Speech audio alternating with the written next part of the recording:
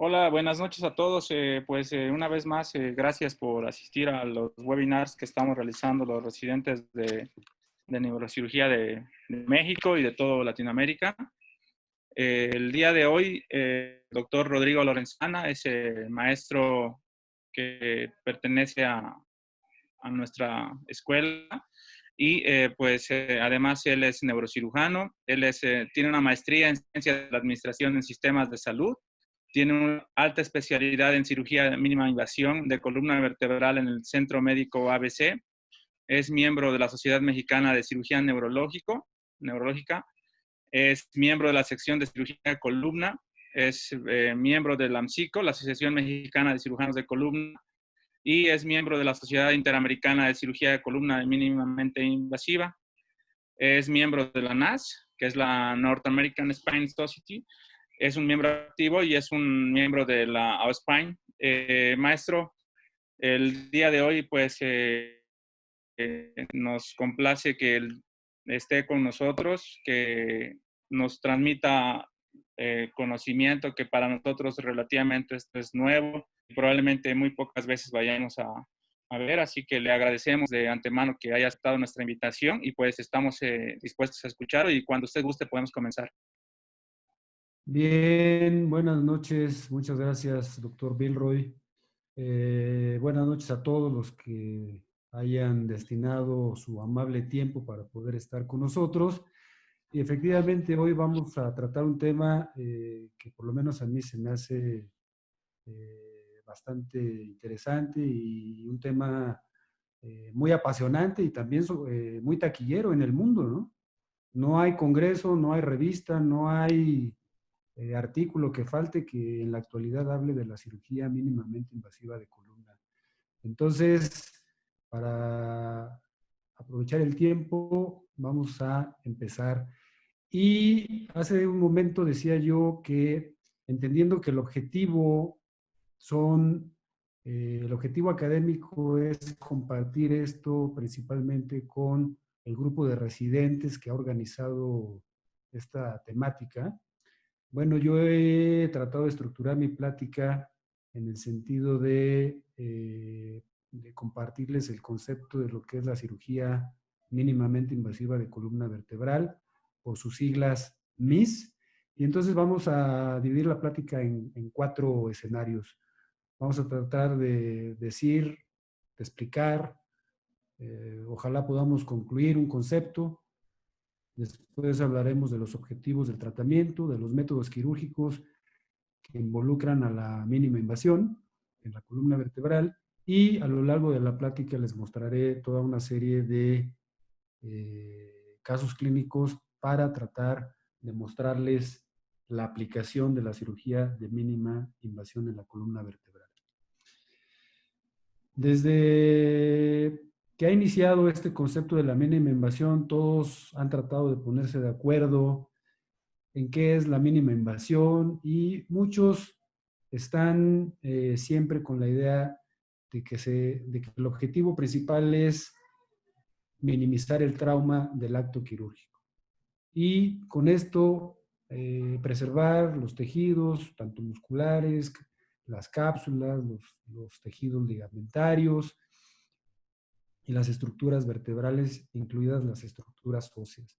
De tal manera que hay muchos artículos, hay libros ahora suficientes que hablan de cirugía mínimamente invasiva y cada quien toma su postura respecto a el concepto. Antes de compartirles la visión que nosotros tenemos respecto a este concepto de mínima invasión, quiero mostrarles para que sepan que esto de la cirugía de mínima invasión no es una moda, no nació ayer, no nació el año pasado, y más bien es el resultado del desarrollo de muchos años, incluso yo diría de por lo menos un par de siglos atrás, donde se han ido perfeccionando las técnicas quirúrgicas, otras se han inventado acompañadas y enlazadas con el desarrollo tecnológico. El doctor Yazargil, que por ahí lo ven en la fotografía superior, fue famoso como todos lo conocemos en el ámbito de la neurocirugía, por los aneurismas, los meningiomas y las malformaciones. Pero para quien no lo tenga tan claro, el doctor Yazargil describió en el año 67 lo que hoy está considerado el estándar de oro para el tratamiento de las hernias de disco, que es la microdisquectomía lumbar. Con esto, lo único que trato de enfatizar es que vamos a hablar de todo, o vamos a tratar de hablar del desarrollo tecnológico, del desarrollo filosófico y del desarrollo y del concepto de nuevas técnicas quirúrgicas. Entonces, la cirugía mínimamente invasiva, en nuestra visión, es la forma moderna de hacer cirugía de columna vertebral, pero que tiene algunas condiciones que debemos seguir. Una es minimizar la lesión a los músculos espinales, principalmente, y al resto de las estructuras vertebrales adyacentes.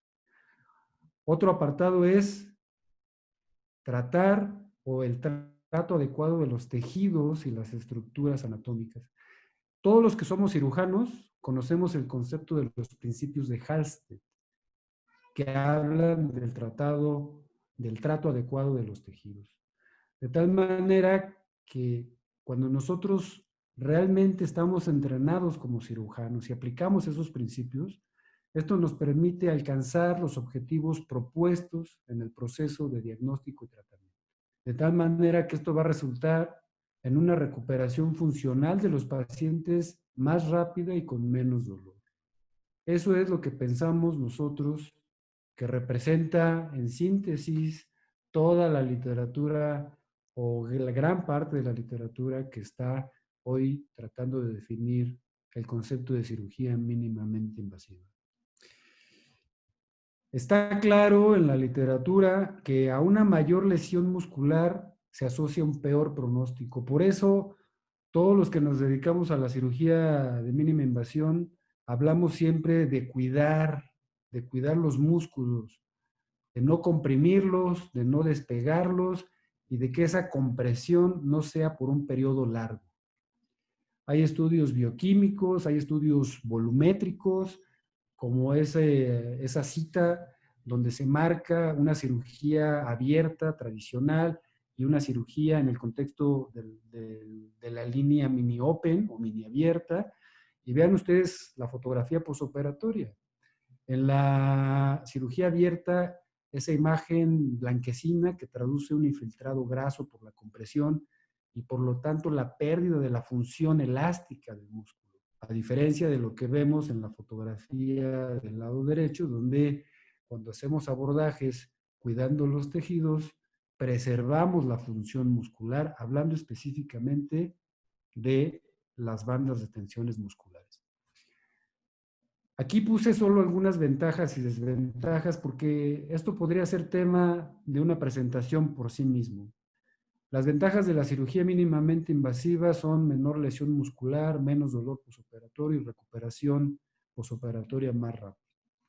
Las desventajas, pues la mínima invasión, mucha gente tiene la idea de que son heridas pequeñas, pero en realidad hay que hacer accesos dirigidos a un target quirúrgico, a un blanco específico. Por lo tanto, el acceso quirúrgico se hace pequeño. Y noten que hablo de un acceso quirúrgico y no de un abordaje, porque el approach o el abordaje es un anglicismo. Y aquí, bueno, pues estamos hablando desde el punto de vista en un foro, entiendo, predominantemente latino. Otra desventaja es que se ocupa un instrumental específico. Los instrumentales a los que estamos acostumbrados en cirugía convencional no son adecuados. Y observen este detalle, una curva de aprendizaje que requiere de un entrenamiento formal. Y en las escuelas, en las pocas escuelas que por lo menos yo conozco, ese entrenamiento formal dura 2 años. ¿Qué trato de decirles, doctores? Uno puede ir a entrenarse a cualquier lugar en una técnica quirúrgica, pero eso no equivale a convertirse en cirujano de mínima invasión. La fluoroscopía transoperatoria como un riesgo laboral al estar expuestos a los rayos X es una desventaja también. Esta diapositiva me gusta mucho porque ¿qué podemos hacer con la cirugía de mínima invasión? Todos piensan, o hay mucha gente que piensa que hacer mínima invasión es meter agujas para hacer tratamientos de radiofrecuencia al disco. Otros han asegurado que la endoscopía, o como dice la literatura anglosajona, la full endoscopy es la mínima invasión. Bueno, en este escenario académico en el que estamos hoy, donde yo estoy tratando de conceptualizar la mínima invasión, tengo que decirles que ni son heridas chiquitas, que ni es picar discos y mucho menos es solo endoscopía. Entonces, primero, la cirugía mínimamente invasiva se aplica a todos los segmentos de la columna vertebral, cervical, torácico, lumbar y sacro. Y podemos hacer abordajes anteriores, posteriores, laterales, oblicuos anteriores y oblicuos posteriores. Si queremos hablar del marco teórico de la cirugía de columna propiamente dicho, entonces por un lado tenemos que la cirugía de mínima invasión nos sirve para poder hacer cirugía de preservación de movimiento. Entiéndase por esto microdescompresiones, discoidectomías, foraminotomías, laminotomías, estabilizaciones dinámicas, ya sea interespinosas o facetarias, pero también nos permite hacer cirugías de fusión, incluso cirugías de reconstrucción avanzada espinal. Podemos hacer abordajes anteriores con el ALIF, posteriores con el PLIF, oblicuos posteriores con el XLIF, el LLIF o el DLIF, como sea que se llame por el tema comercial que hay por ahí. Los abordajes o los accesos quirúrgicos oblicuos anteriores como el OLIF, y uno que clásicamente está descrito como un abordaje de mínima invasión a nivel cervical es el acceso de Smith-Robinson para hacer una discodectomía cervical anterior y fusión de la columna. Ahora vean, la cirugía mínimamente invasiva se basa o se ayuda de herramientas tecnológicas. Cirugía con visión directa a través del microscopio con una imagen de tercera dimensión. Cirugía con visión indirecta a través de un endoscopio que tiene la desventaja de darnos una visión 2D.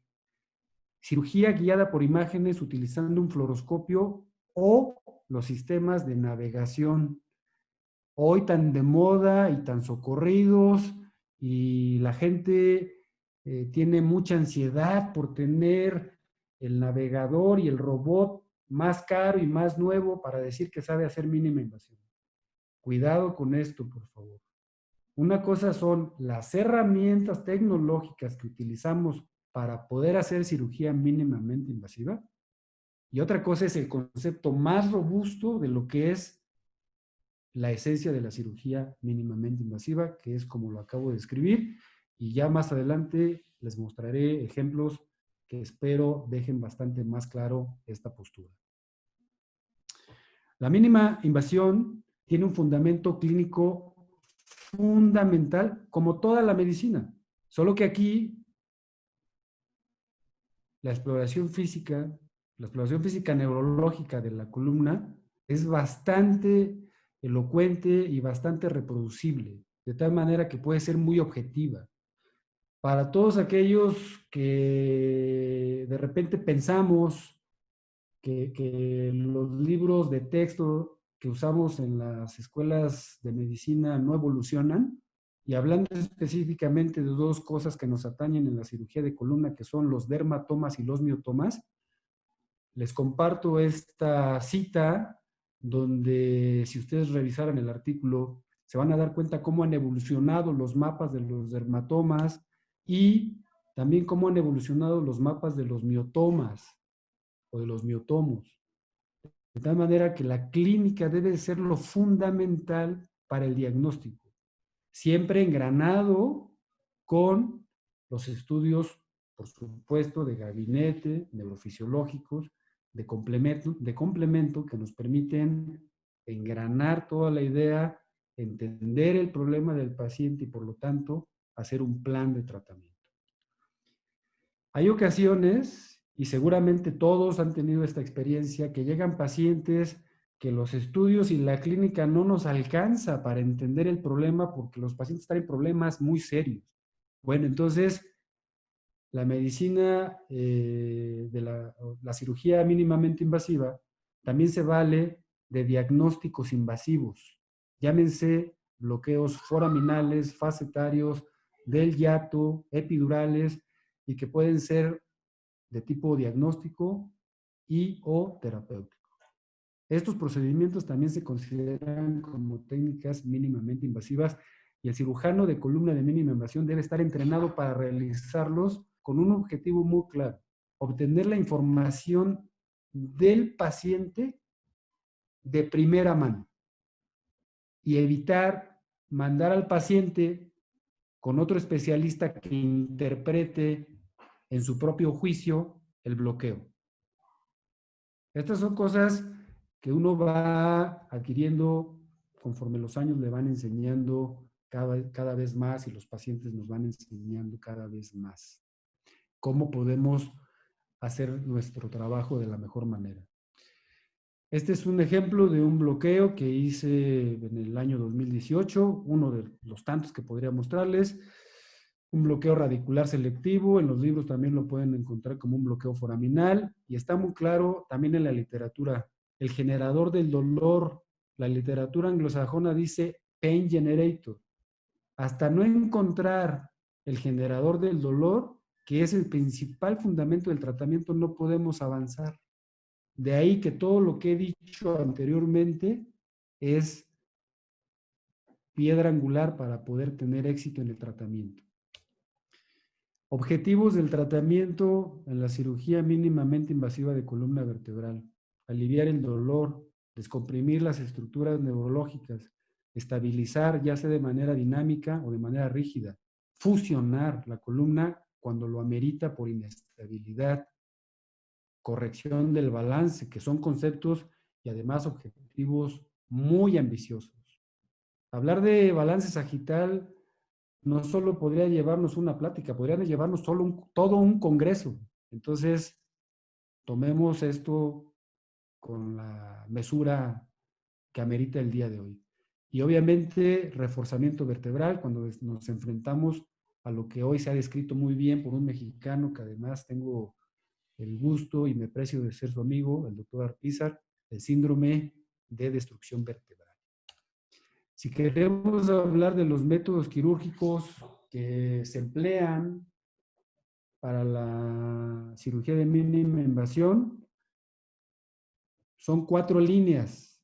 Por eso hace rato les decía, los tratamientos percutáneos no son toda la mínima invasión. Los procedimientos endoscópicos, los tubulares y los mini abiertos son las 4 líneas principales por las que podemos hacer cirugía mínimamente invasiva y debemos lograr todos los objetivos que nos tracemos en el tratamiento de los pacientes. Entonces, ahora sí, vamos a ver la aplicación en la cirugía, en la aplicación con los casos clínicos. Vean ustedes un paciente relativamente joven con una protrusión discal en el segmento L4-L5. En ese momento decidimos hacerle un tratamiento de radiofrecuencia para hacer una termonucleoanuloplastía percutánea. Entonces ahí les muestro el video radiológico, está entrando la punta de radiofrecuencia, estamos haciendo el tensionamiento, ahí se ve la proyección AP. En la fotografía abajo vemos que a través de esta cánula de trabajo de aproximadamente 3 a 4 milímetros podemos sacar una buena cantidad de disco y aliviar la presión que está dentro de ese disco. Y el paciente posoperado 2 horas después, ya cuando subió a su habitación, realmente neurológicamente en buenas condiciones, diciéndonos que el dolor tuvo una mejoría significativa. Luego entonces, un reforzamiento vertebral. Hoy es muy común tener fracturas por osteoporosis o por densidad ósea baja. Bueno, hemos aprendido que podemos hacer una, dos o hasta tres, como dice la literatura, en forma simultánea. Es otro ejemplo de un tratamiento percutáneo para lograr el objetivo de reforzamiento vertebral. A veces resulta que cada vez nos llegan casos más complejos y tenemos que pensar si tenemos que dogmáticamente solo hacer 3 cifoplastías, como la literatura lo marca, por decirlo de alguna manera, o tomamos el riesgo medido, mesurado, platicado con los pacientes, para que en un solo tiempo quirúrgico podamos incluso hacer hasta 4. Hemos tenido pacientes de 7, 8 fracturas, pero ahí sí lo dividimos en 2 o en 3 eventos. Les muestro el ejemplo de otro tratamiento percutáneo. Cuando hablamos de estenosis espinal, tenemos ahí una estenosis severa en el segmento L4, L5, con un compromiso foraminal del lado izquierdo, o una hernia de disco. Entonces, nosotros estamos haciendo abordajes tubulares tanto con el microscopio, que además fue la versión como lo aprendimos en nuestro entrenamiento de mínima invasión, y también hemos adherido lo que es los accesos tubulares asistidos por endoscopía, de tal manera que por lo menos también en nuestra visión y como ha sucedido con nosotros, en estos casos de estenosis espinal hemos podido lograr los objetivos de la descompresión bastante satisfactoria en estos casos. Les voy a enseñar el postoperatorio. Aquí está el pre y el transoperatorio. Y vean ustedes ahora el postoperatorio. Hicimos una laminotomía selectiva y tenemos tanto la línea, la porción o la línea media, la porción lateral, superior e inferior, y vemos claramente en esa fotografía transoperatoria la descompresión completa del conducto espinal. La cirugía tubular, la cirugía mínimamente invasiva no es exclusiva como ya dije desde el principio, de la región lumbar. Les voy a mostrar un caso, una paciente muy joven con una radiculopatía predominantemente de C4, izquierda, y si ustedes ven la fotografía en corte sagital, en corte medio sagital, pues nadie operaría a este paciente, a esta paciente, nadie la operaría porque pues nadie le ve gran cosa, sinceramente. Pero cuando hacemos el análisis de los estudios con más detalle, está claro que esta paciente tiene una hernia foraminal que comprime ventralmente el transcurso de la raíz en el segmento o en la zona 2 del foramen, que propiamente es el foramen y es propiamente la zona más estrecha del foramen. ¿Cómo podemos corroborar esta impresión en la resonancia magnética? Utilizamos la tomografía y espero que lo vean tan claro como yo. El foramen del lado derecho, 6.2 milímetros, el contralateral 3.4, quiere decir que hay una estenosis foraminal. Entonces esta paciente es candidata a una laminoforaminotomía selectiva mediante un abordaje tubular microquirúrgico. Otro caso, otra vez, un joven, que además estos problemas los vemos en jóvenes predominantemente. Igual con una radiculopatía izquierda, también en el segmento C3, C4, C5, perdón. Vemos otra vez el corte medio sagital, incluso los discos se ven bastante bien hidratados. Volvemos a buscar los forámenes y tenemos una estenosis foraminal por una hernia que está en la zona 2 del foramen. Entonces, le hacemos un procedimiento microquirúrgico y aquí sí les puedo mostrar la secuencia de cómo primero colocamos el tubo, identificamos la articulación y la hendidura articular, vamos en el proceso de fresado hasta que finalmente en la fotografía inferior del lado derecho de su pantalla vemos la descompresión de la raíz. y en el estudio postoperatorio tenemos la evidencia de que estuvimos donde queríamos estar y del lado que queríamos trabajar. La mínima invasión también la podemos aplicar en accesos anteriores cervicales.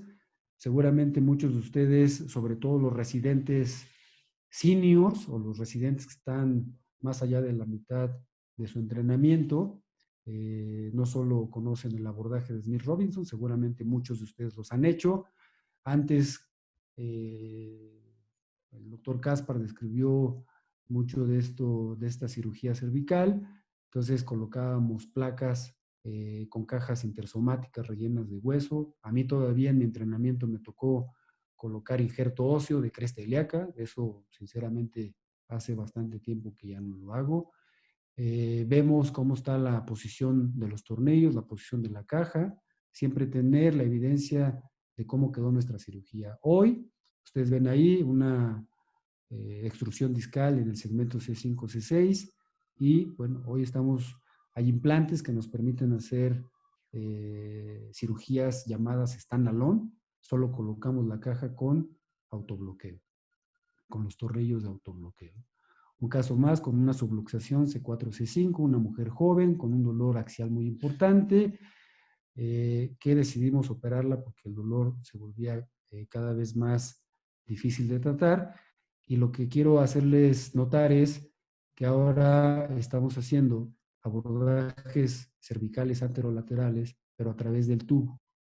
Y a través del tubo colocamos, quitamos el disco, hacemos la feromenotomía, limpiamos los templates, quitamos el osteofito y además por ahí mismo metemos los implantes o colocamos los implantes.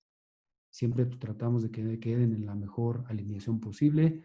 Y un ejemplo más severo, una espondiloartrosis degenerativa con inestabilidad franca, de tal manera que está clara la imagen donde está luxado C5 sobre C6, C4 sobre C5, y entonces a esta paciente la llevamos al quirófano con un abordaje anterolateral, colocamos las 3 cajas después de haber retirado los discos, los osteofitos y haber liberado las raíces. Todo esto a través de un acceso selectivo anterolateral.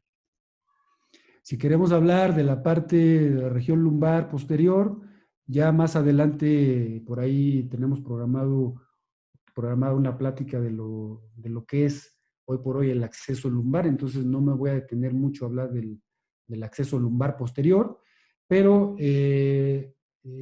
una vez más la cita de que todo lo que estamos hablando está en la literatura. Aquí está pues esta parte donde se escribieron los abordajes tubulares para descompresión espinal utilizando el microscopio, estos previamente con el grupo del doctor Sessler usando el endoscopio y accesos tubulares. Tenemos un paciente de 80 años que estaba haciendo una escoliosis del adulto con una estenosis también localizada en el segmento L4 y L5. Les muestro el video de cómo hacemos la dilatación progresiva para colocar los sistemas tubulares, que es una de las preguntas que sobre todo los residentes más jóvenes siempre me están haciendo.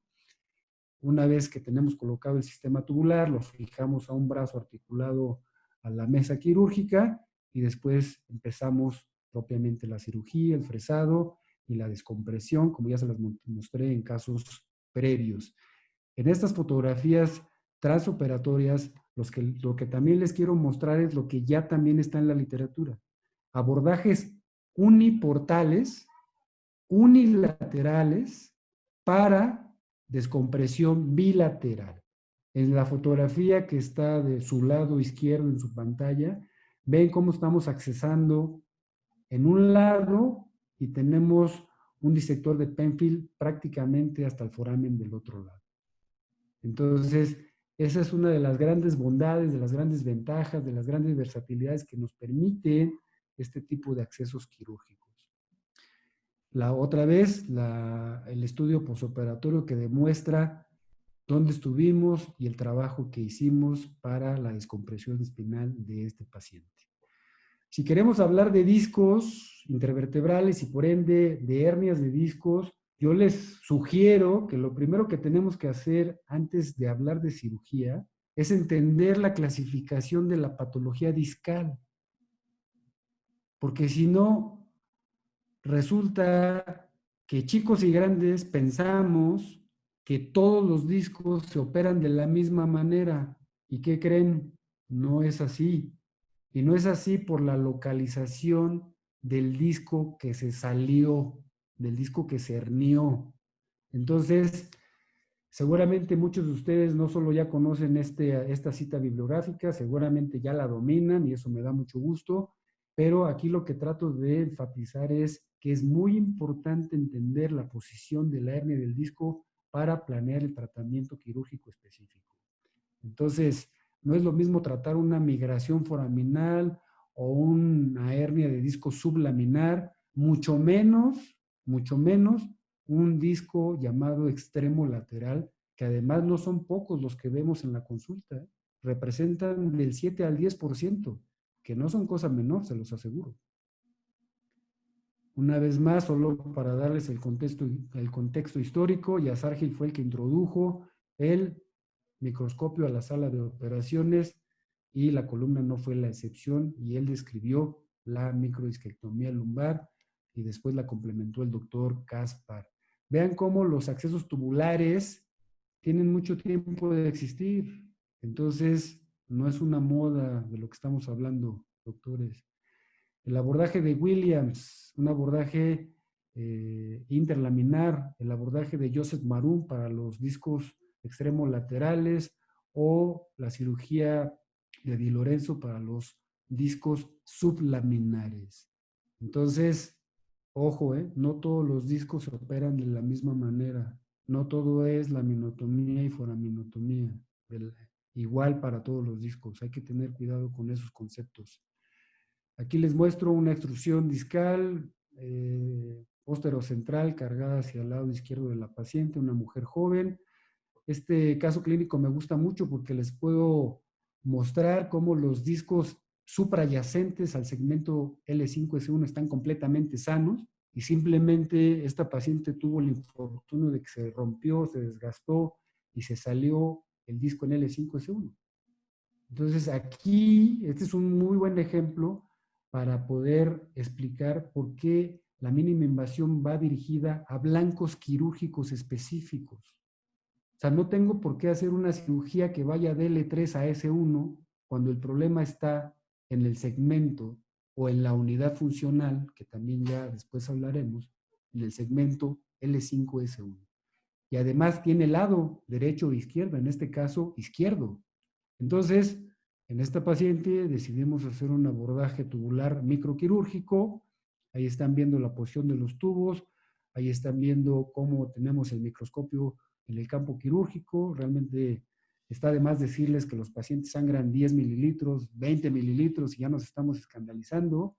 Hace mucho que nosotros no transfundimos a nadie por este tipo de cirugías y el resultado transoperatorio es poder sacar el fragmento del disco extruido y observen la foto transoperatoria. Podemos no solo descomprimir, sino incluso esqueletonizar la raíz de paso, que en este caso es S1, y la raíz de salida, que en este caso es L5. De tal manera que cuando tenemos estos resultados transoperatorios nos quedamos bastante satisfechos porque sabemos que el resultado debe ser bastante bueno, pues no solo para la paciente, para todos los que estamos involucrados. La huella quirúrgica a través de una tomografía, vean cómo son abordajes quirúrgicos muy específicos. Otro ejemplo, un joven con una extrusión masiva del disco. Aquí prácticamente les muestro solo el momento en que estamos terminando de jalar, de sacar, de disecar el fragmento, que era, como ven por ahí en la fotografía donde está la regla, un fragmento de prácticamente 2,5 centímetros. Eso en un espacio tan reducido como es el conducto espinal, seguramente todos tenemos claro la grave compresión radicular que estaba condicionando esta patología. Abajo les muestro los videos, un par de horas después de subir de recuperación del paciente, caminando, moviéndose, y todos bastante satisfechos por el resultado. Este es el resultado tardío después de prácticamente 9 meses, cómo se mantiene el resultado quirúrgico y la descompresión. Ahí vemos de manera muy gráfica los ganglios de la raíz, la salida, los forámenes, sinceramente bastante elocuente la imagen. Otro caso, pero ahora en el segmento L4, L5, básicamente hicimos lo que ya les mostré, del lado izquierdo en el caso previo y aquí del lado derecho. También sacando, obteniendo el fragmento de la hernia de disco que estaba herniado. La mínima invasión también sirve para hacer cirugías de fusión, cirugías de reconstrucción espinal. Entonces, tenemos listesis y aquí voy a acotar la plática a listesis de bajo grado. Hay listesis de alto grado según la clasificación de Meyerdin, pero esas podrían ser tema de otra plática por sí solas. Entonces, aquí les voy a mostrar cómo estamos aplicando la mínima invasión en listesis de bajo grado, que además son las más frecuentes. Ojo con eso, ¿eh? Una espondiloptosis, yo he visto en casi 20 años una o dos. Entonces, más bien, esto es lo que más frecuentemente se van a encontrar. Listesis grado 1, grado 2, y si acaso las grado 3, que ya las vemos con más frecuencia. Entonces, inestabilidad móvil, segmento L4, L5, listesis de bajo grado, y la literatura ya nos enseñó que en estos casos podemos hacer instrumentaciones y cirugía de fusión unilateral, como lo están viendo en las fotografías transoperatorias. También siempre tenemos ese compromiso profesional de tener claro la posición adecuada de los tornillos, de la caja, y bueno, ahí queda bastante claro, sin mayor explicación, de cómo está la posición de los tornillos. Hay otros casos que no solo son de un segmento, puede haber dos segmentos que requieran tratamiento, entonces también lo podemos hacer unilateral, puesto que estamos hablando que es una listesis de bajo grado. Vemos la posición de las cajas. Aquí estamos hablando de un abordaje a través de la técnica del T-Leaf, que si quisiéramos ser rigurosos en la denominación, es un MIS-T-Leaf, o como dicen los artículos, un MI-T-Leaf, hablando que es por técnicas de mínima invasión.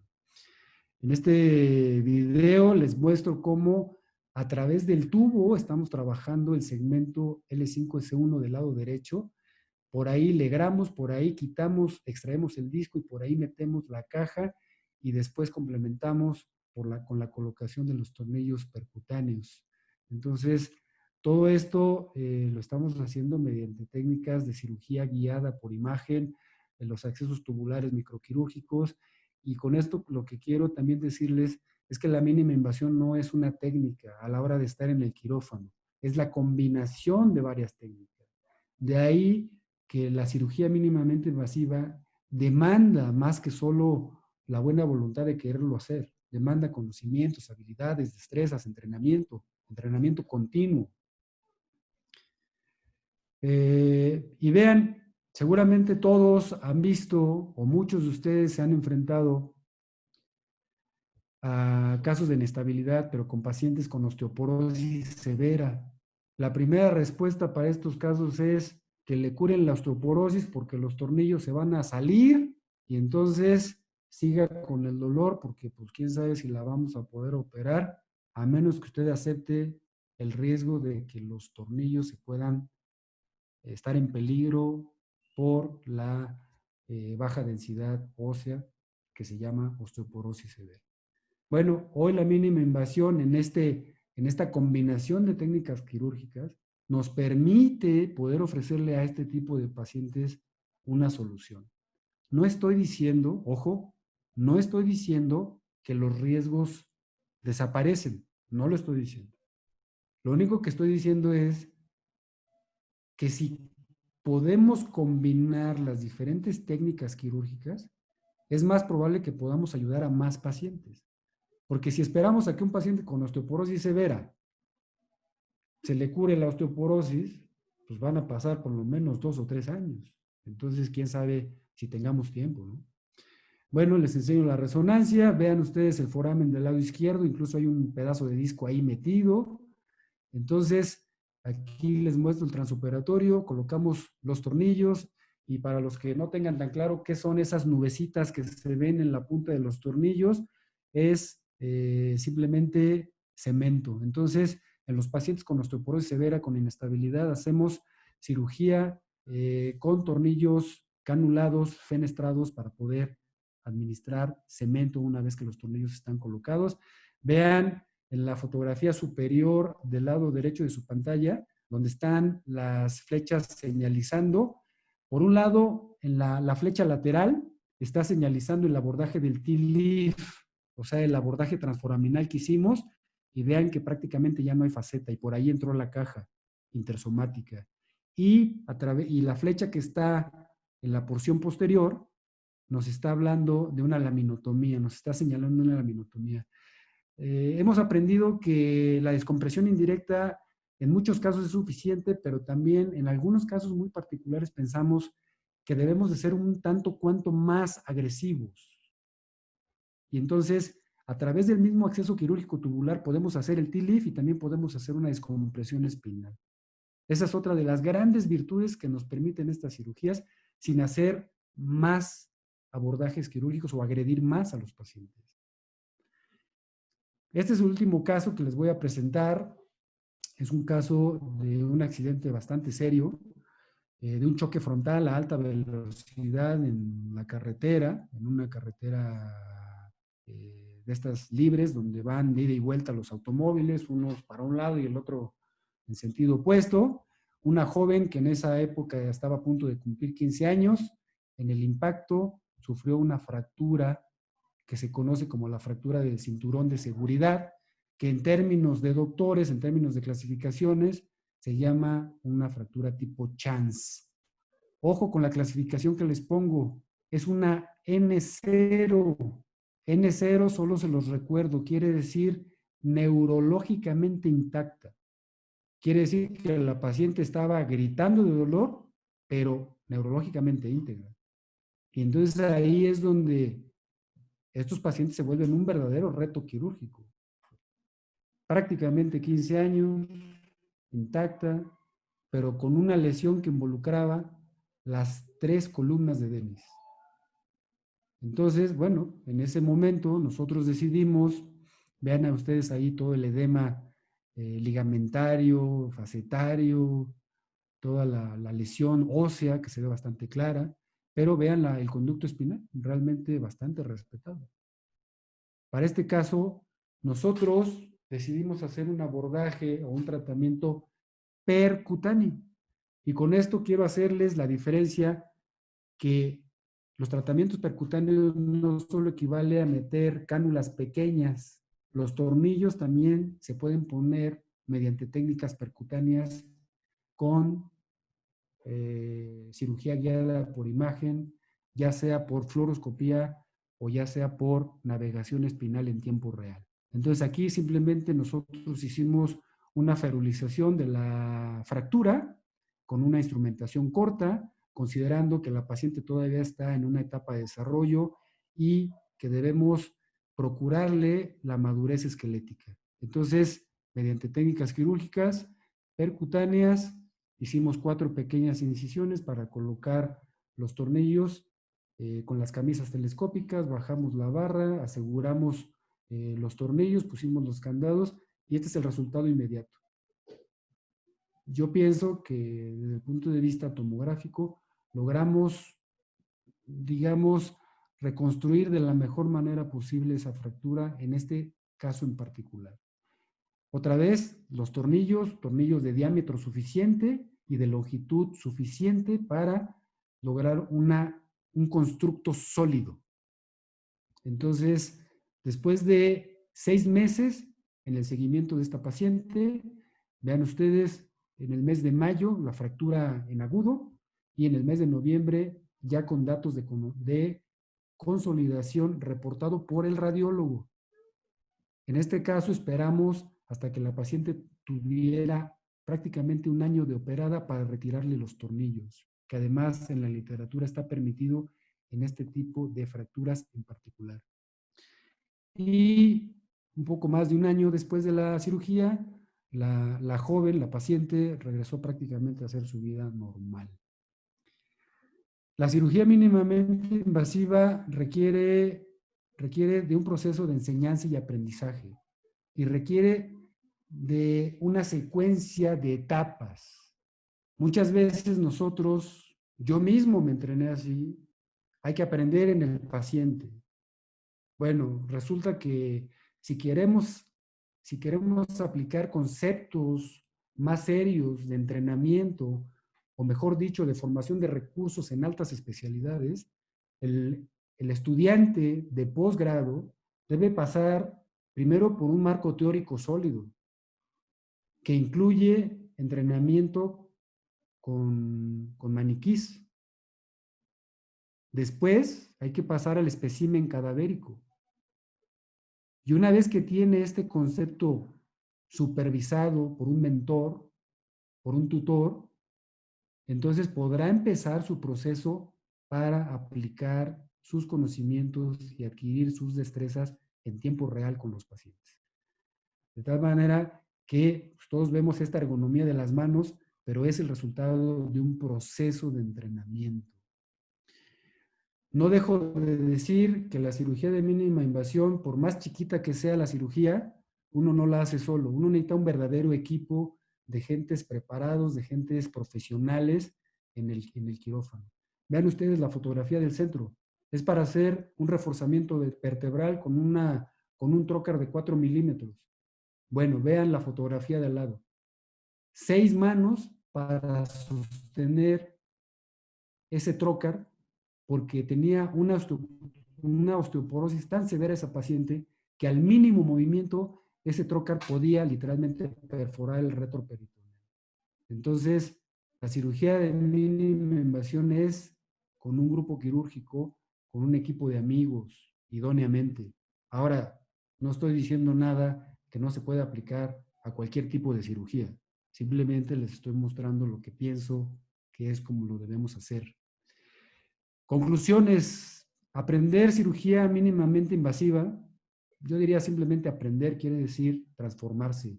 Y para eso uno tiene que estar dispuesto a dar tiempo, dispuesto a dedicarse, dispuesto a desarrollar el talento que probablemente uno ya tenga, pero que uno no lo ha descubierto.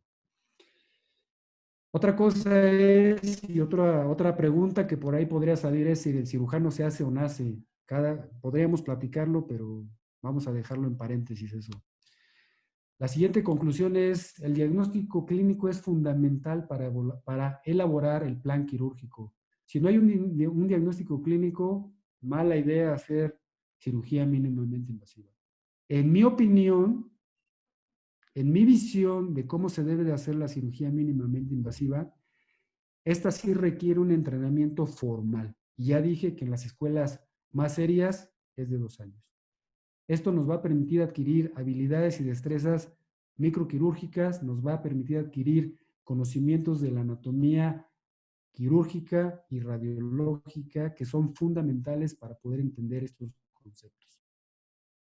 La cirugía mínimamente invasiva hoy por hoy es el presente de la cirugía moderna espinal y también es el futuro. Entonces, me da mucho gusto compartir estas ideas, estos conceptos con ustedes, porque todos ustedes residentes, médicos residentes que se están formando, van a ser parte de esto. Si no es que una parte importante de ustedes ya tiene en su horizonte cómo va a lograr adquirir estas técnicas quirúrgicas, ya sea para base de cráneo, para cirugía vascular cerebral, para la columna. Aquí estoy hablando de lo que nos compete, pero los conceptos de cirugía de mínima invasión están en toda la cirugía.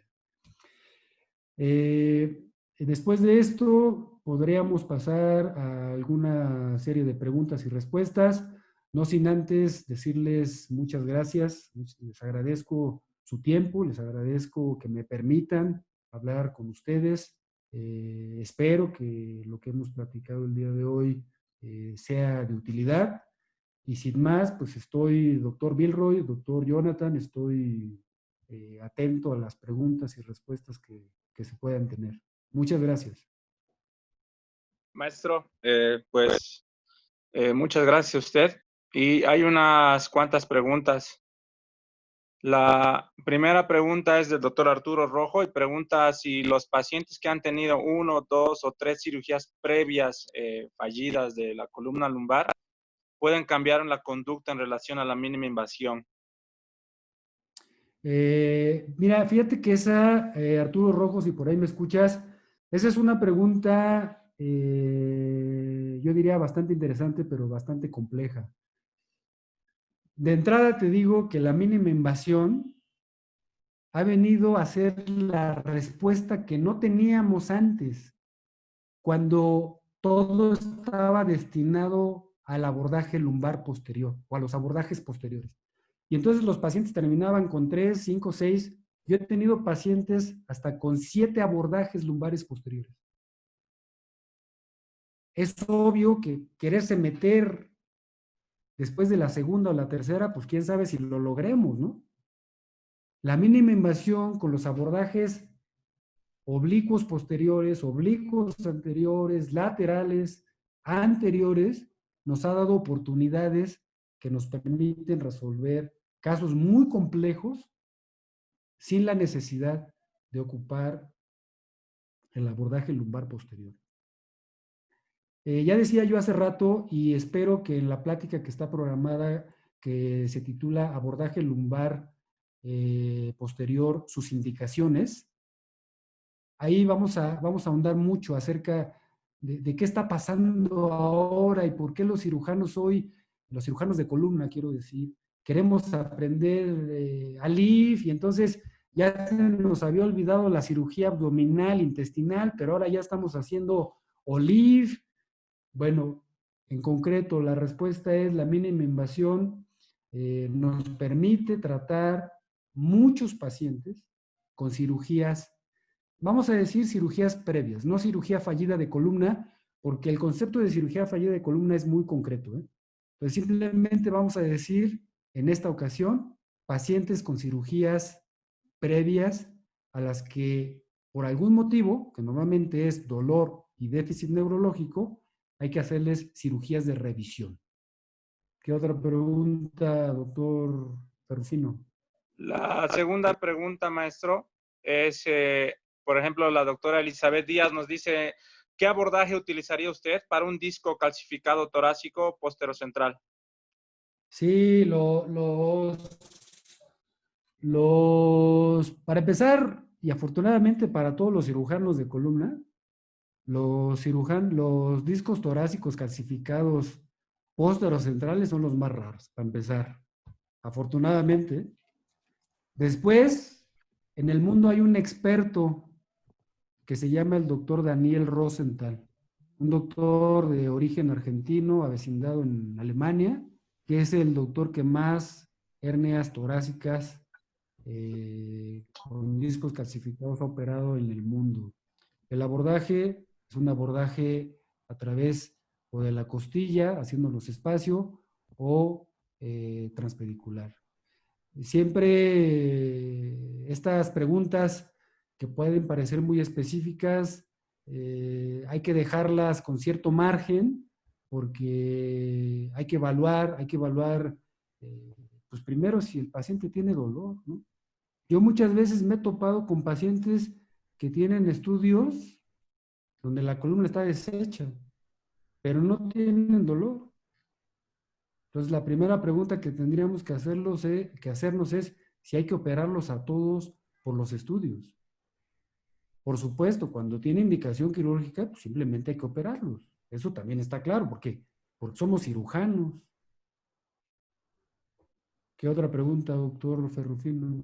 La doctora Lizzy Espero. Munaico, maestro, nos pregunta, ¿de qué tamaño? Y creo que es una pregunta que nos hacemos muchos de nosotros. Sí. ¿Desde qué tamaño es el diámetro del tubo, maestro, que utiliza? Hay diferentes tamaños, ¿no? Dependiendo también de lo que se quiere trabajar, pero normalmente, el dilatador, el tubo que va a ser el iniciador y pues el tubo que va a ser la guía de trabajo. ¿De qué tamaño son los que utiliza usted, maestro? Muy bien. Bueno, a ver, les voy a recordar. Percutáneos son los más pequeñitos. También son trócares, son de 4 milímetros a 5 milímetros. Los endoscopios, de 10 a 12 milímetros. Los sistemas tubulares, prácticamente de manera estándar, todos los que existen, porque ahora sistemas tubulares hay como coches, ¿eh? Todos tienen su marca, todos tienen su modelo y si son 2020 ya cuestan más caros que los 2019 y eso no es cierto, pero respondiendo, hay de diferentes diámetros, 16, 19, 21, 22 o hasta 23. ¿Qué tubo es el idóneo? Pues eso depende de la habilidad, el conocimiento y la destreza, que en una palabra se llama expertise. O sea, depende de la expertise del cirujano. Yo he trabajado los casos quirúrgicos que les mostré de las laminoforaminotomías cervicales con tubos de 16 milímetros. Hace aproximadamente 10 años, un poquito menos tal vez, en el 2013, yo utilizaba tubos de 22 milímetros de diámetro para un acceso lumbar. Actualmente estoy usando tubos de 18 milímetros y con eso prácticamente hago la inmensa mayoría de lo que les mostré en los casos clínicos. Y por último, los accesos mini open. Bueno, recuerden que los accesos mini open también son accesos tubulares, pero con valvas. Entonces el tubo no es cerrado, el tubo está compuesto por valvas, entonces lo puedes abrir. Y ahí, si hablamos, noten que en todos los casos clínicos no les mostré una línea muy particular que es la oncológica. O sea, no les mostré, tengo por ahí un par de casos de patología de tumores intradurales que hemos resuelto por mínima invasión, pero donde hemos hecho en uno un acceso tubular y en otro un acceso mini open con tubos con valvas. Y ahí pues la valva la abres pues de 2 hasta 3 centímetros. ¿Qué Maestro, otra ahí pregunta? le manda un saludo el doctor Edwin Sánchez. El Igualmente. doctor Maloyo Pelayo Salazar le pregunta si hay una contraindicación de cirugía de mínima invasión en pacientes con obesidad mórbida. Sí, esa también es una pregunta que me agrada mucho porque de entrada, a ver, lo voy a decir despacito. Los pacientes obesos son una línea de pacientes que nos agrada mucho para operar. Hay toda una conceptualización en el concepto, en el marco teórico de la cirugía de mínima invasión, de la cirugía del paciente de la tercera edad y del paciente con obesidad. La respuesta concreta para el doctor es: la obesidad mórbida no es una contraindicación. Nosotros hemos estado operando un número bastante importante de pacientes con obesidad mórbida. De hecho, ese es todo un tema, es una plática específica, ¿eh? La cirugía en pacientes obesos. Pero la respuesta es: hemos estado operando espondilolisis sísmica, hemos estado operando hernias de disco, hemos estado operando listesis, sin problema. Digo, está claro que demanda, o sea, esa cirugía puede ser más demandante, pero si la pregunta es, ¿la obesidad nos limita? La respuesta concreta es no. Sí los podemos operar. Gracias, maestro. El doctor Clever Palacios Ruilova le hace una pregunta de algo que mencionó en la plática. Él dice que si le gustaría saber desde su punto de vista el comentario sobre si el cirujano se hace o nace, maestro. Sí, yo ya, en la edad quirúrgica en la que yo me encuentro, doctor Clever, Yo tengo muy claro que los cirujanos tenemos cierto talento nato, pero muchas veces no lo desarrollamos al máximo. Y ese desarrollo no solo tiene que ver con las ganas que uno tenga de querer ser mejor cirujano, tiene que ver con un concepto de un proceso de enseñanza-aprendizaje tutorial. ¿Eso qué quiere decir? Que para que el cirujano realmente alcance niveles más elevados de capacidad y de adiestramiento, no solo debe de estudiar y no solo debe de tomar cursos cadavéricos o como quieran llamarlos, tiene que estar supervisado por un mentor o por un experto que le pueda enseñar el concepto en términos, vamos a decir, financieros o en términos administrativos, el know-how, o sea, el cómo se debe de hacer de manera correcta. El empirismo o el aprendizaje lírico no creo que sea la justificación para decir que los cirujanos nacen. Los cirujanos traen talento, pero se tienen que hacer a lo largo de toda una maduración estructurada de conocimientos teóricos y prácticos. Esa es mi opinión. Gracias, maestro. El doctor Diego Soto le pregunta si en su experiencia es posible utilizar técnicas de mínima invasión para resección de, por ejemplo, meningiomas, schwannomas, ependimomas. Sí. Me imagino que muchos de los que están por aquí también estuvieron en lo que se llamó la Spinal Week de la Sociedad Brasileña. Y seguramente escucharon tanto al doctor Vaccaro, pero en especial al doctor Fessler. Y de una vez se los digo, yo me declaro seguidor académico, seguidor desde el punto de vista del marco teórico de todo lo que ha escrito el doctor Fessler. Porque si a alguien podemos considerar como el iniciador o el padre de la cirugía espinal moderna, llámese cirugía mínimamente invasiva, es el doctor Richard Fessler. Ojo con eso, ¿eh? Entonces, digo, no estoy diciendo que todos los demás que existen no tengan su lugar. Solo que, en mi opinión, el doctor Fessler es una figura muy importante. Bueno, regresando a la pregunta, él explicó muy claramente que hoy hay dos líneas etiológicas que no se han terminado de desarrollar en la mínima invasión. La primera es el trauma raquimedular, el trauma medular, y que tiene que ver con la prisa, con el tiempo en el que tenemos que atender al paciente. Y la otra línea que se está desarrollando es la oncológica. Yo les puedo decir que de los dos casos que tengo de lesiones dentro del punto oncológico, una fue un ependimoma y la otra fue un quiste aracnoideo.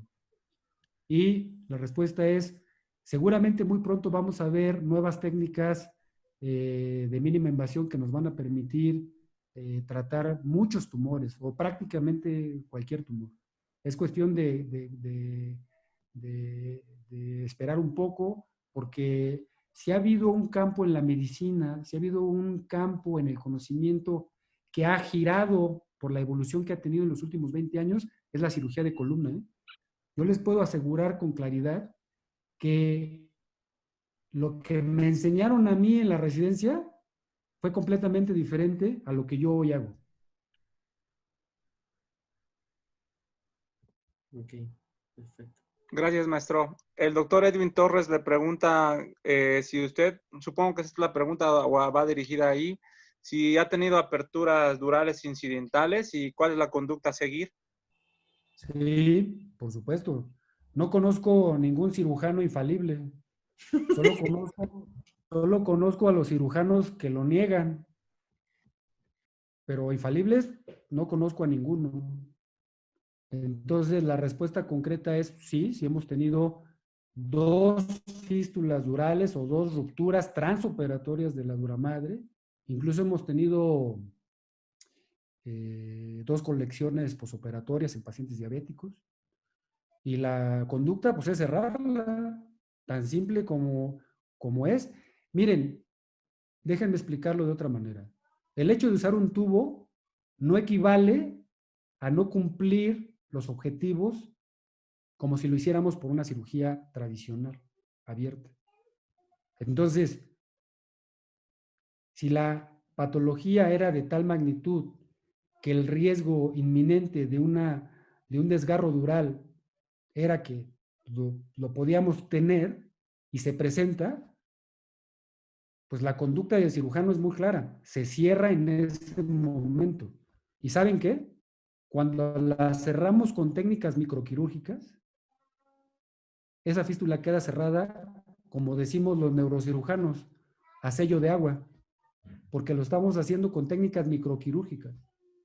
Aquí el tema es estar entrenado en técnicas microquirúrgicas.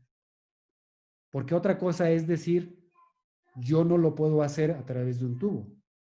Bueno, una cosa es, no se tiene el entrenamiento adecuado para hacerlo, y otra cosa es, el tratamiento de una fístula por mínima invasión es el mismo que por no mínima invasión. Hay que cerrarla, punto. Gracias, maestro.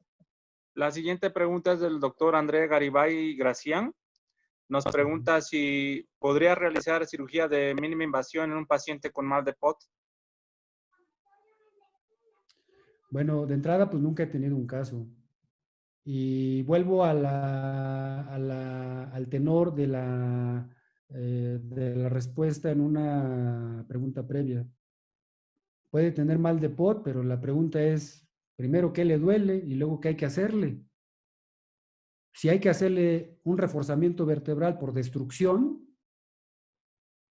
y desde el punto de vista infectológico el paciente está en un momento óptimo, pues si eso responde parte de la pregunta del doctor, sí, sí se puede hacer.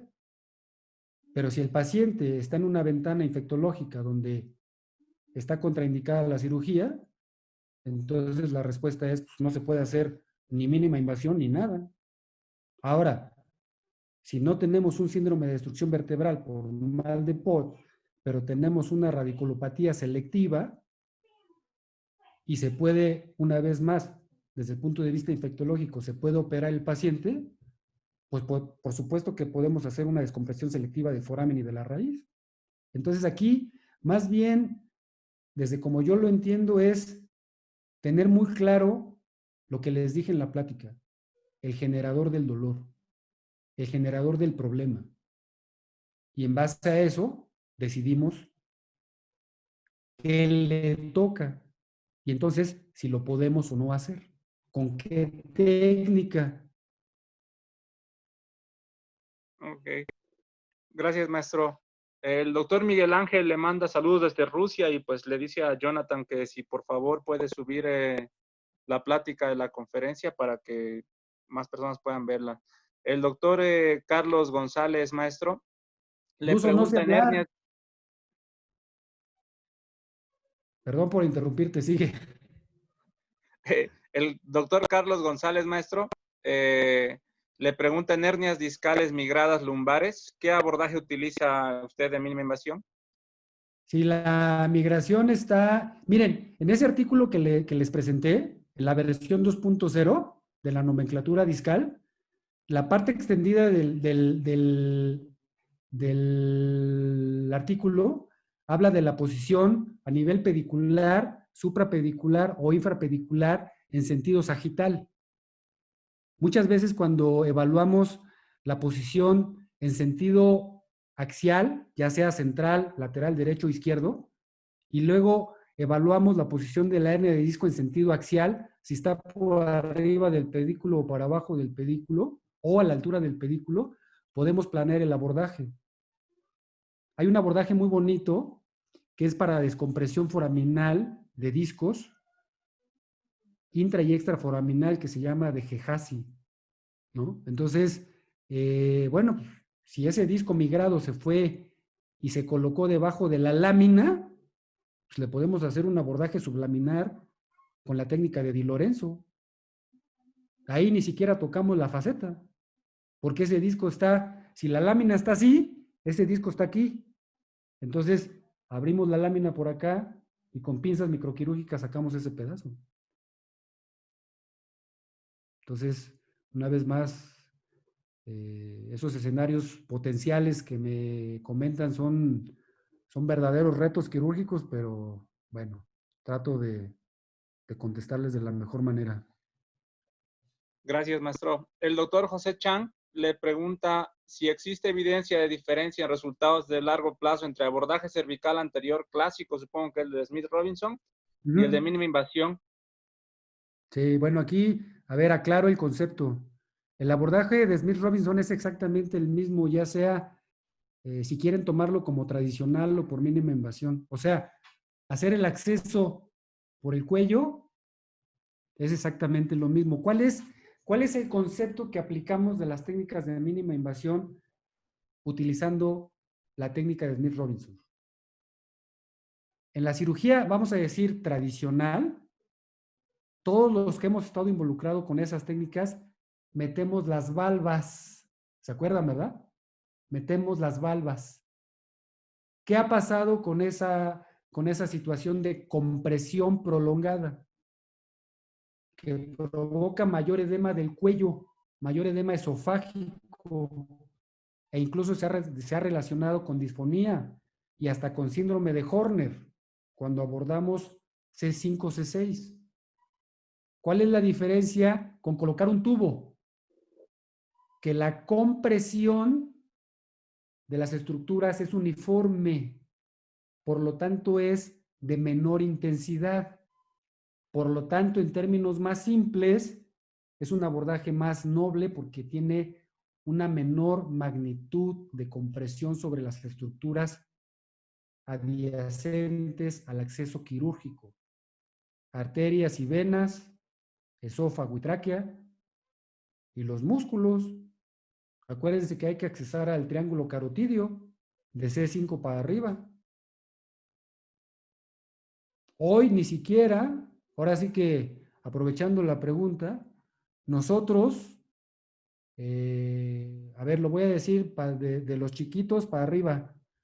En el abordaje de Smith Robinson cervical anterolateral, cuando queremos abordar los segmentos C5, C6, C7, tenemos que, desde el punto de vista teórico, seccionar el músculo moyoideo para abrir el triángulo inferior al carotidio.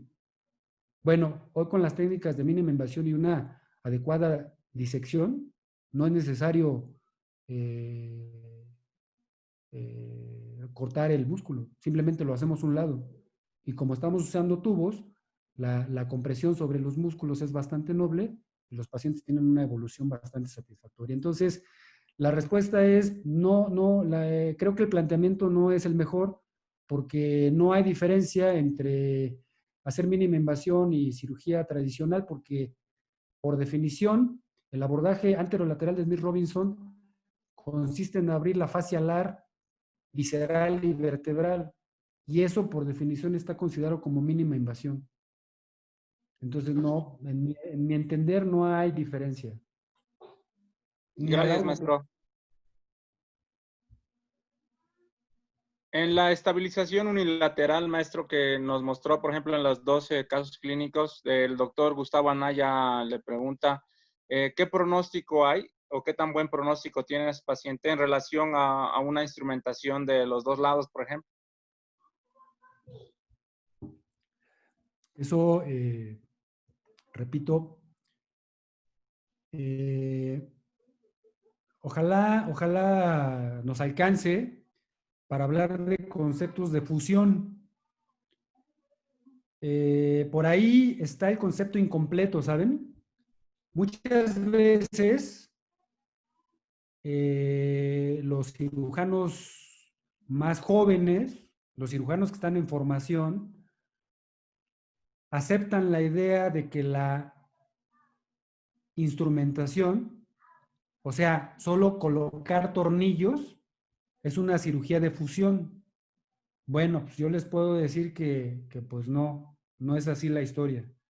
Una cirugía de fusión, una instrumentación vertebral, implica la colocación de hueso para lograr una artrodesis.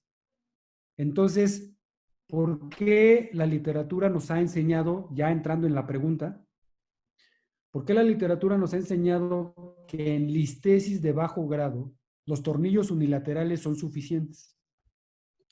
Porque le ponemos un soporte anterior que es una caja rellena de hueso para lograr la fusión intervertebral. Esa es la verdadera fusión, no los tornillos. Desde el punto de vista estrictamente teórico, una vez que se logra la fusión, podríamos quitar los tornillos. Solo que eso equivale a otra cirugía y nadie lo hace en el mundo. Nadie, nadie. Esa es una utopía. Entonces los tornillos se quedan ahí. Y por otro lado, tenemos las tasas de pseudoartrosis o de no fusión, porque no todos los pacientes pegan por condiciones específicas de los pacientes. Llámese edad, llámese peso, llámese osteoporosis, llámese problemas hormonales, en fin. Cada paciente tiene sus condiciones y sus circunstancias específicas. Entonces, cuando tenemos un caso bien seleccionado, que vamos a fusionar y logramos aportar la cantidad de hueso suficiente, ya sea anterior, es decir, intersomática, o posterior, quiere decir intertransversa. Mientras se fusione, está perfecto, no va a pasar nada. Si les ponemos tornillos de uno o de dos lados.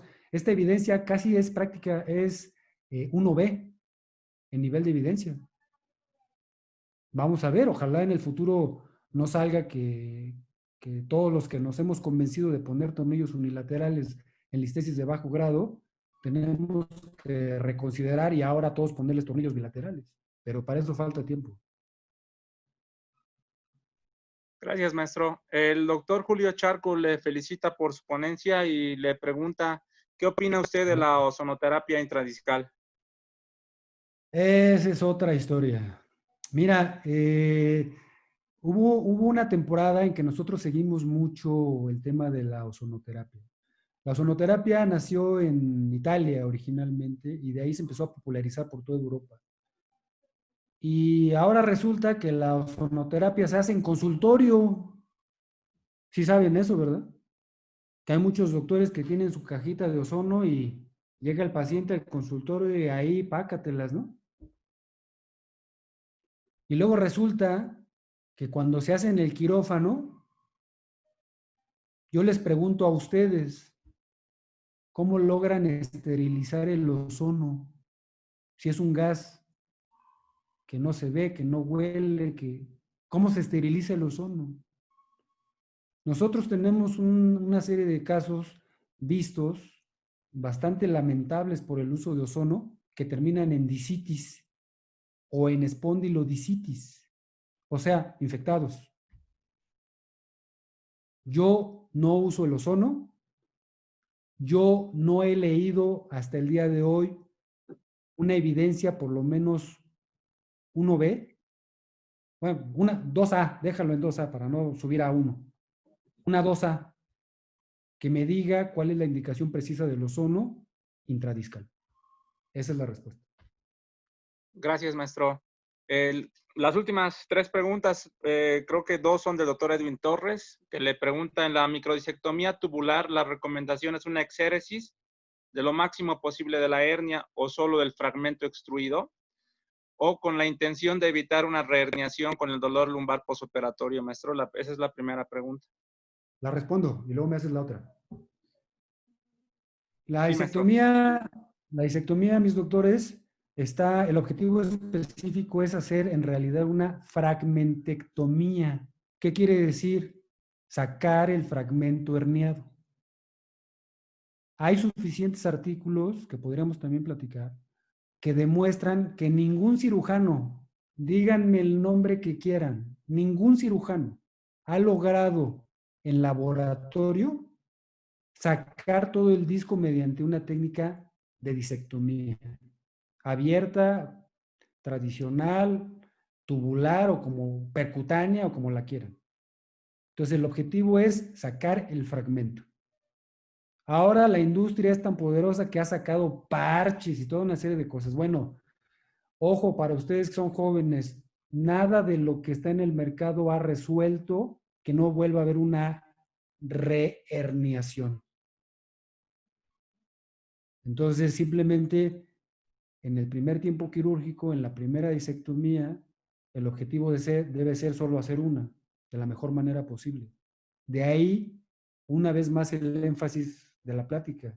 No todos los discos se operan de la misma manera, porque no todos los discos tienen la misma localización. Entonces, pues hay que tener cuidado con elegir correctamente cómo vamos a operar un disco. ¿Cuál es la siguiente pregunta? La siguiente pregunta, maestro, es igual del doctor Edwin Torres. Le pregunta, ¿el punto de entrada en la piel en relación a la línea media para una disectomía es el mismo que se realiza para una descompresión tipo over the top? Bueno, también ahí el concepto está cruzado. El over the top tiene que ver con un concepto de campo quirúrgico y la herida pues, simplemente es una aplanación de la entrada del acceso. Entonces, si tú planeas tu herida mal en la superficie de la piel, pues quién sabe si puedes hacer el over the top, ¿eh? Entonces, más bien hay que empezar con hacer lo que llamamos el marcaje fluoroscópico en el momento de empezar la cirugía y no es sobre la línea media. Normalmente cuando hacemos accesos tubulares, las incisiones son paramediales, dependiendo del objetivo o del target quirúrgico, hablando del tejido al que queremos llegar. La herida quirúrgica va más lateral si queremos ir al disco, si queremos ir al foramen, si queremos ir a la faceta, si queremos hacer un abordaje extraforaminal. O sea, se va haciendo más lateral. Incluso si queremos poner tornillos. Entonces, pues hay que planear bien la entrada con fluoroscopía y el over the top, el wanding y el bending tienen que ver más bien con la versatilidad que le damos a la posición del tubo para alcanzar el blanco quirúrgico que queremos.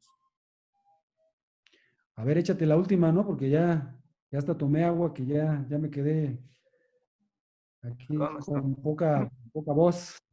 La última Sí, es, dime. le pregunta el doctor Francisco Martel, le pregunta si en el traumatismo raquimedular el tiempo es un reto para realizar la mínima invasión. ¿Usted sí ha hecho algo, una cirugía en caliente, pues, con un traumatismo raquimedular, maestro? Esa descripción me gustó, ¿sabes? En caliente. Mira, eh, eh, hemos tenido casos de trauma raquimedular, incluso hemos tenido un Asia A, que quiere decir que el paciente estaba seccionado, una caída de 2 pisos de altura, con una fractura en T10, donde literalmente la vértebra se luxó por completo y pues, el paciente llegó parapléjico. Bueno, pues ahí llegó con 12 horas de evolución. Entonces, sinceramente ahí el tiempo es importante, pero ya no es lo más importante por el tiempo de evolución que trae. Y por otro lado, por lo menos aquí en México, en nuestro país, pues es muy difícil que llegue un paciente con la ventana teórica de 6 horas, de ventana terapéutica para poderlo operar, y que un hospital, díganme el nombre que quieran, tenga todos los equipos de mínima invasión estériles para utilizarse en ese momento. Es difícil, es difícil. Entonces, pues ya veremos cómo a lo largo del tiempo vamos aprendiendo más este tema de trauma raquimedular en agudo y el tratamiento, ¿no? Ahorita lo que yo les puedo decir es que los traumas raquimedulares que he atendido han estado fuera de la ventana de tiempo, de la ventana terapéutica, y entonces, a pesar de que la cirugía es apremiante, ya el tiempo toma un papel secundario porque el paciente ya tiene una lesión neurológica establecida. Gracias, maestro. Y creo que esta sí es la última. Una disculpa, doctor Carlos Arias, no vi la pregunta. A Nos ver, decía, ¿qué opina de la cirugía single position? En saludos desde el Ecuador, el doctor Carlos Arias. Y también el mismo doctor nos dice que el doctor Luis Pimentel es creador del LexLeaf. Pimentel del ex-Leaf. Sí, Pimenta, Luis Pimenta. Pimenta, sí. Sí, no, no, no. El doctor Luis Pimenta, en todo el mundo lo conocen. Y el que anduvo por ahí también es el doctor Osgur, turco. Y por ahí hay otros, ¿eh? No solo Luis Pimenta, pero esa es otra historia. Esa es otra historia. Hay que buscarle en los libros y verán que sí, efectivamente, el doctor Pimenta hoy por hoy es toda una autoridad en accesos laterales, es toda una autoridad. Eh, Nosotros estuvimos presentes durante nuestro entrenamiento cuando la técnica del ex-leaf llegó a México, entonces tuvimos que echarnos un clavado muy fuerte no solo en la parte técnica, sino también en el origen de todo ese concepto quirúrgico, ¿no? Sinceramente no entendí la pregunta, ¿a qué se refiere con single position? El Ahí, doctor nos dice, hace referencia a realizar en una misma posición varios procedimientos como el de cúbito lateral para una leaf, en un ex-leaf y tornillos percutáneos, él nos refiere que está en boga en Estados Unidos y que ahora se está haciendo en Latinoamérica. sí, bueno, así como está en boga esa postura, también está en boga, voy a decir, reconsiderar los tiempos quirúrgicos. Miren, esto se parece a los tumores de base de cráneo. ¿Qué pasaba antes? Te metías 20 horas a quitar un tumor del ángulo punto cerebeloso, porque te llevabas 3 o 4 para el acceso y te llevabas como 10 o 12 para quitar el tumor con estimulación de nervios o de pares craneales, ¿no? Más o menos era la historia así. En la columna también pasó lo mismo. Operábamos pacientes de ex-leaf y si no les queríamos poner tornillos ni placa lateral, pues los volteábamos en ese momento y tornillos posteriores. Y entonces resultó que, bueno, pues para que no lo muevas, pues ponle las cajas laterales y luego ponle los tornillos por la espalda y si quieres una caja por adelante. Yo creo que esa es una postura más bien del cirujano. Yo sinceramente, si voy a hacer una cirugía circunferencial, y aquí voy a citar el lenguaje ortopédico, una cirugía 360, está demostrado claro y es muy eficiente que se puede hacer mediante un abordaje lumbar posterior. No así por un abordaje anterior, ¿eh? El ALIF tiene muchos asegúnes. En concreto, para la respuesta del doctor, yo por lo menos no practico o no hago la cirugía como la describe de single position. Si yo tengo que hacer una escoliosis del adulto donde voy a corregir la laterolistesis mediante un abordaje lateral, en un primer tiempo hago eso y en un segundo tiempo hago la instrumentación transpedicular percutánea. O sea, hago 2 tiempos quirúrgicos. Gracias, Maestro, maestro. maestro, yo El tengo una pregunta. doctor Gabriel Herrera, maestro, le manda un saludo y un abrazo desde Puebla y le vamos a dar la palabra al doctor Luis Alberto Ursiz. Muy bien, Sí, viene. sí, bueno, maestro, buenas noches. Buenas noches. En pacientes, maestro, con instrumentación lumbar, por ejemplo, L4 y L5, es muy común en nuestra práctica, maestro, que luego generan segmentos adyacentes o segmentos suprayacentes. Y nuestra conducta es instrumentar, ir por el siguiente nivel, maestro. Entonces, mi pregunta es, ¿la mínima invasión ha cambiado esta modalidad, maestro? O sea, ¿nos da otras respuestas para el seguimiento del tratamiento y del paciente? Sí, bueno, esa pregunta también es todo un reto, ¿sabes? Porque una cosa es hablar del disco adyacente y otro concepto es hablar de la enfermedad del segmento adyacente. Son conceptos diferentes.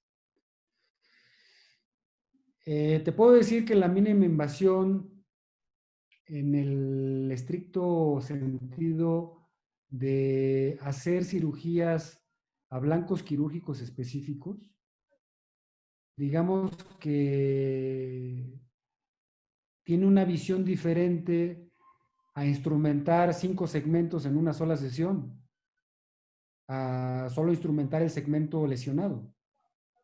Pero en concreto, el segmento adyacente no tiene que ver necesariamente con la técnica quirúrgica, más bien tiene que ver con la enfermedad del paciente, con el tiempo de evolución que tiene.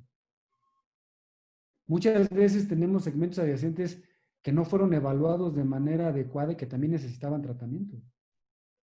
Ahora, recuerden que la enfermedad del disco no es, desde el punto de vista etiológico, un capricho de los tornillos. Desde el punto de vista científico, tiene que ver con conceptos genéticos, donde se deja de producir colágeno tipo 1 y tipo 2 y proteínas de alto peso molecular. Por eso es que la respuesta no puede, sinceramente, ser tan limitada solo a, pues le pusimos tornillos y por eso hay enfermedad del disco adyacente. Por supuesto que la mínima invasión, en la segunda parte de tu pregunta, doctor Ucid, ha dado más opciones para poder tratar a estos pacientes, por supuesto. Sobre todo cuando hablamos de pacientes que tienen 2 o 3 cirugías y que siguen teniendo enfermedad de la columna progresiva. Entonces, la mínima invasión te permite hacer accesos diferentes para poder seguirles ayudando a los pacientes. Pero tal vez el principio sea, primero, un diagnóstico adecuado y segundo, la elección de un tratamiento adecuado para ese problema.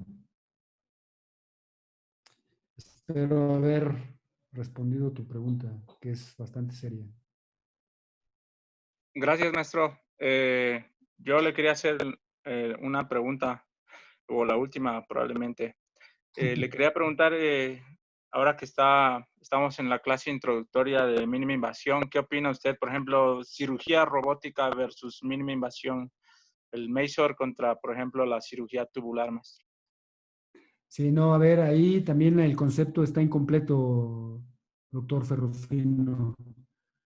En una de las diapositivas les comenté que la tecnología son las herramientas de las que se vale la mínima invasión. Los robots solo son una herramienta más. El hecho de que uses robots, mira, hasta donde yo sé, los robots sirven para poner tornillos, pero no sirven para descomprimir. Entonces, si tú me dices que robots contra tubos, pues no encuentro la competencia, porque más bien son complementarios. Luego, entonces, para complemento de tu pregunta con los robots, ¿qué crees? Que los robots no son la solución todavía. Porque si le preguntas a los líderes de opinión,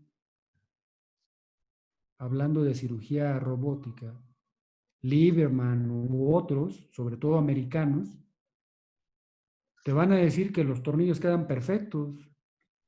Bueno, la siguiente pregunta o la pregunta inmediata debería de ser, ¿en qué segmento? Es más, yo diría, ¿en qué unidad funcional? Porque hoy hay suficiente evidencia para saber que la mayor utilidad del robot cuando se trata de una colocación óptima o adecuada de los tornillos es en la columna torácica. Después en la columna lumbar y al final en la columna cervical. ¿Y sabes por qué? Porque a pesar de que la columna cervical la fijes con un cabezal de Mayfield, se sigue moviendo a la hora que lo operas y eso le quita exactitud a la colocación del tornillo. Simplemente al estarlo enroscando. Entonces, aguas con eso. Los robots son una herramienta más. Los tubos son parte de la tecnología. El concepto de la mínima invasión es más robusto que solo usar tecnología. ¿Me Gracias, expliqué? maestro. Creo que, pues, una vez más, agradecer en nombre de todos los residentes. El día de hoy fuimos 200 personas, 200 residentes que, pues, empezamos con la plática. Creo que es una plática probablemente nueva y es una plática que muchos de nosotros no la conocemos, ¿no? Así que agradecerle una vez más, maestro, y pues esperarlo en la próxima clase, en la próxima plática, para que pues sigamos aprendiendo de usted y pues eh, podamos hacer lo que usted nos dice, ¿no? Que en realidad es meter los conceptos y los conocimientos para que podamos hacer, pues, probablemente acá en el grupo habrá muchos cirujanos de columna, ¿no? Entonces, eso es lo que nosotros le agradecemos, maestro, y pues que tenga una buena noche. Doctor Bilroy, a todos les agradezco su tiempo, les agradezco su ímpetu y pues yo me siento afortunado de poder estar participando con ustedes. Muchas gracias. Nos vemos. Gracias, maestro. Cuídese mucho. Luego.